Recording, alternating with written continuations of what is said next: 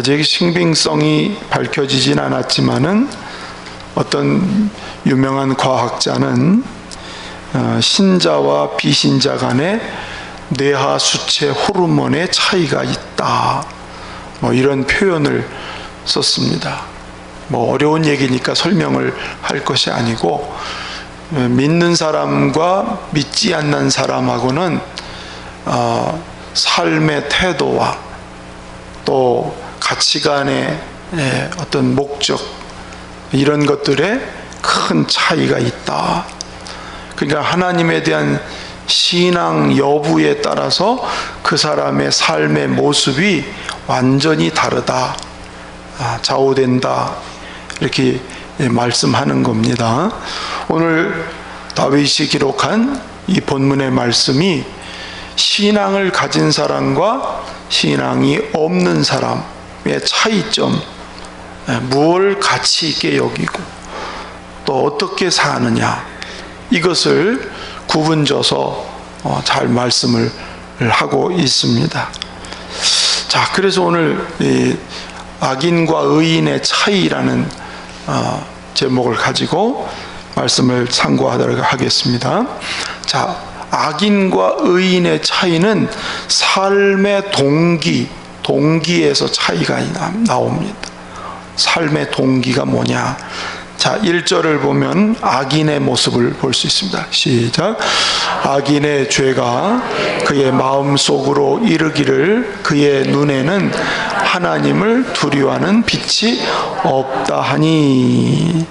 즉, 악인에게는 근본적인 마음에 근본적으로 하나님이 없다, 하나님을 두려워하는 마음이 없는 그런 사람입니다.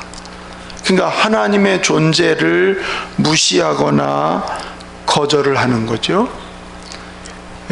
하나님을 의식하지 않아요. 우리가 뭔 일을 할 때에 하나님을 의식하는 사람의 말과 행동하고 하나님을 의식하지 않는 사람의 말과 행동이 완전히 다르겠지요. 악인이 뭐냐면 하나님을 의식하지 않는다. 그러니까 철저한 무신론적인 가치관을 가지고 있기 때문에 뭘 선택하거나 어떤 일을 행할 때에 하나님을 인식하지 않고 일을 합니다. 사울 같은 사람은 하나님을 입술로는 인정을 말하지만 그 마음은 하나님이 없습니다. 그러니까 선지자가 아멜렉을 진멸하라, 이런 명령을 내릴 때 자기 생각대로 하는 거예요. 자기가 좋은 대로 결정하고 가는 거예요. 하나님이 의식되는 사람은 하나님의 말씀이 생각나서 글로 가야 되는데 하나님 말씀을 그냥 무시해버린 거예요. 자기 좋은 대로 가는 겁니다. 나중에 사무엘 선지자가 와서 왜 하나님의 명령을 거부했느냐, 하나님이 당신이 말씀을 버렸기 때문에 하나님이 당신을 버립니다. 그랬더니 회개하면 될 텐데 회개가 아니고 이거 백성들 앞에서 내가 그렇게 당하지 않게, 하나님은 의식되지 않고 백성들 앞에 내가 왕의 체신을 좀 살려달라고, 왕의 체면을 백성들 앞에서 좀 봐달라고.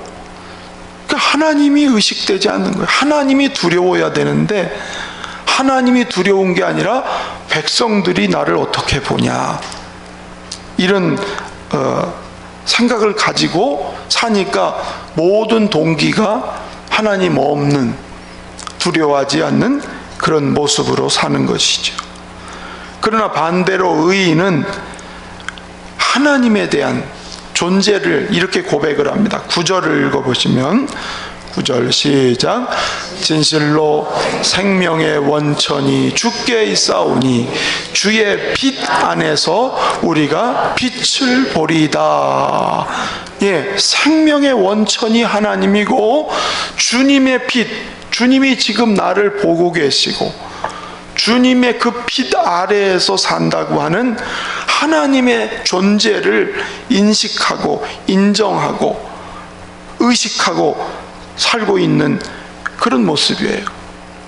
자기는 피조물이면서 하나님의 살아계심이 온 땅에 가득하게 계신 것을 인정합니다. 5절도 한번 읽어보시면 5절 보십시오. 시작.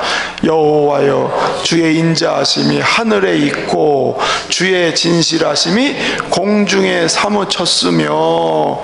악인은 하나님이 없는 것처럼 두려워하지 않고 사는데 하나님의 모든 인자하심이 하늘에 가득 넘치고 하나님의 진실하심이 온 세상에 가득 찼다는 것은 곧 하나님이 이 땅 가운데 살아계셔서 역사한다는 것을 시인하고 의식하고 그 하나님의 은혜가 아니면 살 수 없음을 고백하는 그런 고백이죠. 6절도 가서 보십시오. 6절 시작. 주의 의는 하나님의 산들과 같고 주의 심판은 큰 바다와 같으니이다. 여호와여 주는 사람과 짐승을 구하여 주시나이다. 주의 의가 하늘의 산 같고 주의 심판이 큰 바다와 같다. 의와 심판을 생각하는 사람이에요. 누구가? 의인이. 하나님의 의의가 높다는 거지요. 그리고 하나님의 심판이 분명하게 넓게 나타난다는 거예요. 그 심판을 피할 자가 없는 거예요. 오직 우리 인생을 구원할 자는 그 하나님밖에, 의와 심판의 주권이신 하나님만이 우리를 구원하시나이다. 할렐루야. 너무 대조적이잖아요. 이 마음의 동기, 마음의 모든 출발점이 하나님이 없는 사람과 있는 사람은 이렇게 다른 거지요.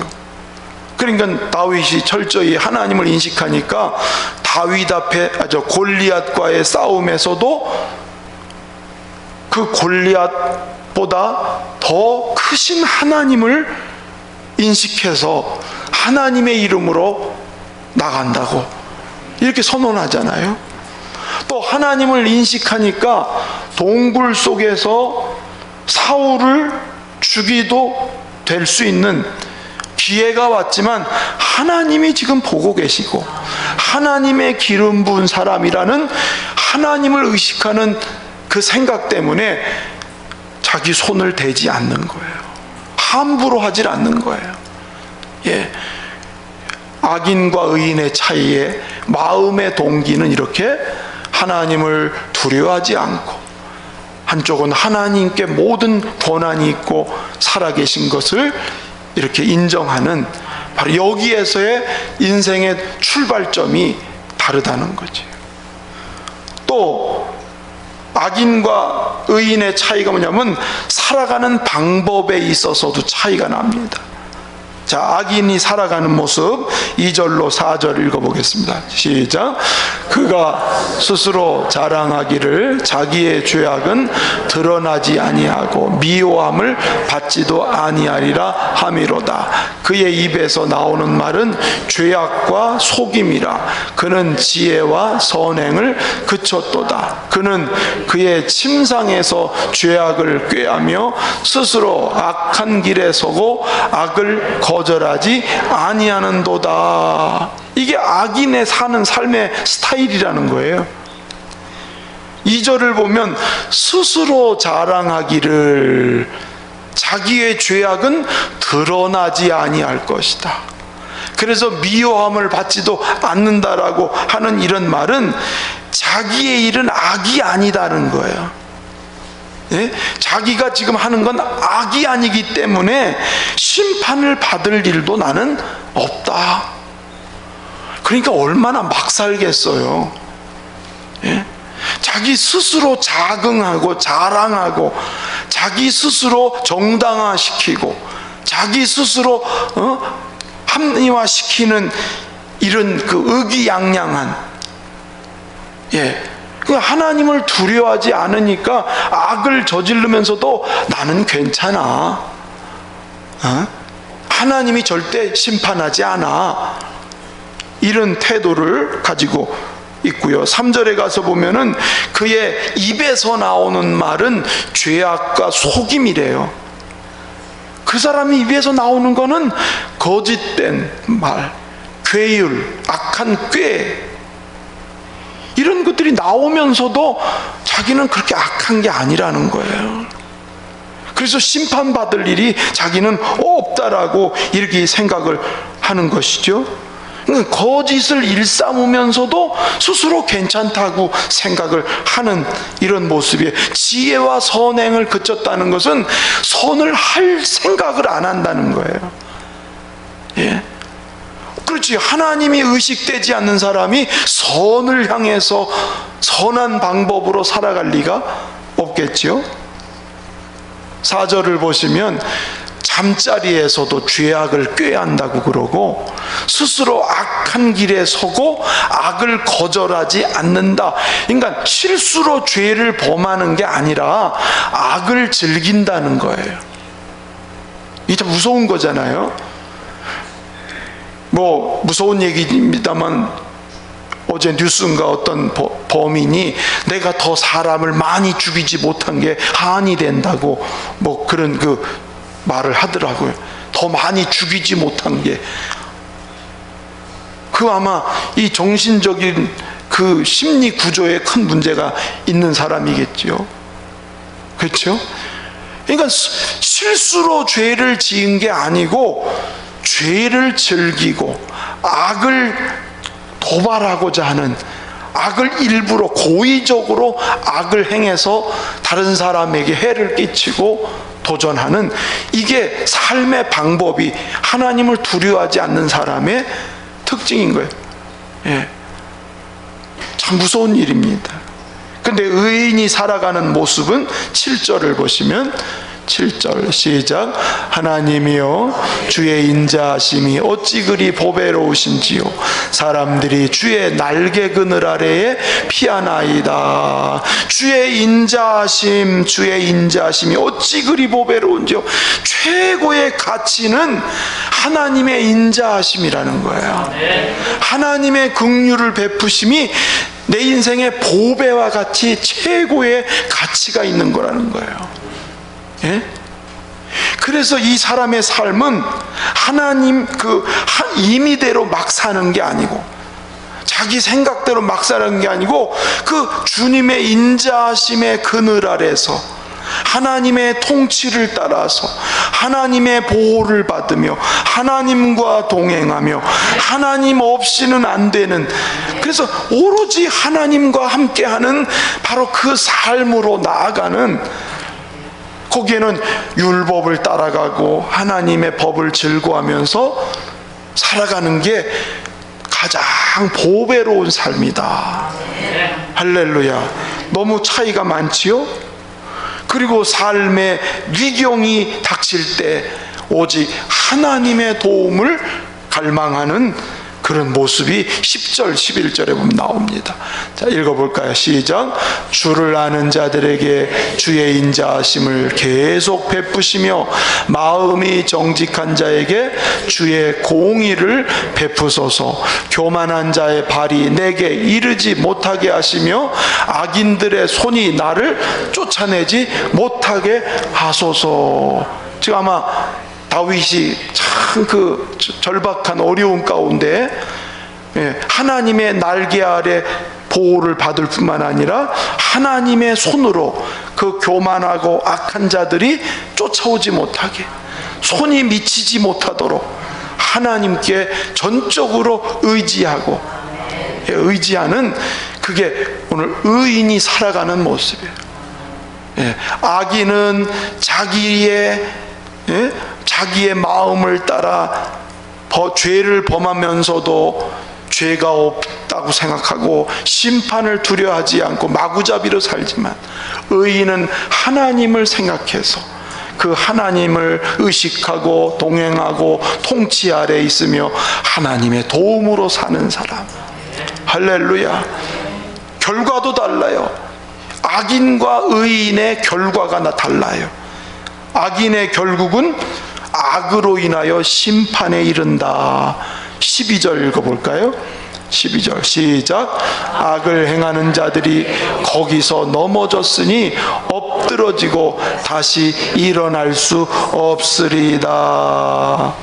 예, 악을 행하는 자들이 넘어지면은요 절대 다시 못 일어나게 된다는, 예, 엎드러진다는, 못 일어나요. 하나님의 심판이 때로는 유보하지요. 유보돼. 당장에 안 나타나. 시간이 좀 지나서 나타나거나 아니면 끝날에 나타나거나. 심판이 늦어지는 건 뭐냐면 그래도 회개할 기회를 주시는 거예요. 그렇죠? 심판이 유보된다고 해서 내가 괜찮은가 보다, 큰일 나죠. 하나님은 기다릴 뿐이에요. 그래도 회개하기 위해서. 그러나 결과적으로는 반드시 때가 되면 하나님은 심판하시는 하나님. 예, 악인에 대한 하나님의 심판이 무섭게 나타난다는 거예요. 이 결과가 나타나요. 그러나 의인은 어떻습니까? 8절 마서 보시면 8절 시작. 그들이 주의 집에 있는 살진 것으로 풍족할 것이라. 주께서 주의 복락의 강물을 마시게 하시리이다. 그들이 뭐냐면 그 위에 보면은 하나님의 인자가 어찌 그리 보배로운지요.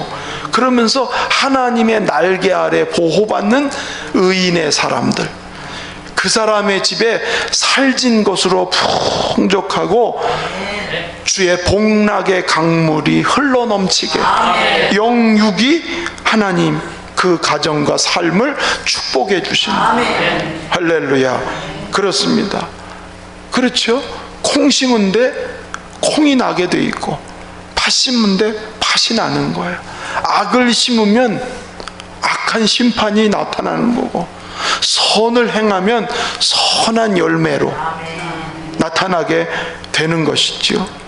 다윗은 이걸 고백을 하는 거예요. 하나님이 고난 중에도 의인의 길을 인도하시고 원수 앞에 상을 베푸시고 아버지 집에 영원히 거하게 하실 것이다 고백을 한 거예요. 그러니까 오늘 이 다윗은 어떻게 보면 교훈시라고 볼 수 있어요. 교훈, 지혜시, 교훈시. 악한 자의 삶의 동기, 삶의 방법, 결과가 이렇다. 그러나 의인에게는 하나님이 이런 삶으로, 이런 결과로 나타난다. 성도들이여, 악인의 길에 따라가지 말고 의인의 길에 서는 이런 삶을 삶으로 하나님께 은혜를 덧입고 승리하는 자가 되기를 주의 이름으로 축원합니다.